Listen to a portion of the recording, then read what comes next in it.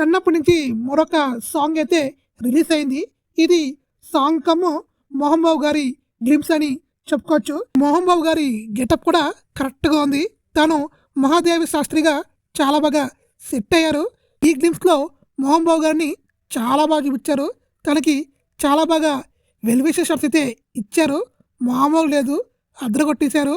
ఇంకా మోహన్ బాబు క్యారెక్టర్ చూస్తుంటే పవర్ఫుల్ క్యారెక్టర్లా ఉంది.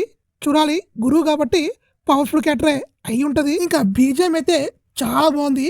ఆ వెల్విష షాట్స్, ఆ బీజిఎం సూపర్గా ఉంది. ఆ వెల్విష షాట్స్కి కరెక్ట్గా బీజిఎం ఉంది.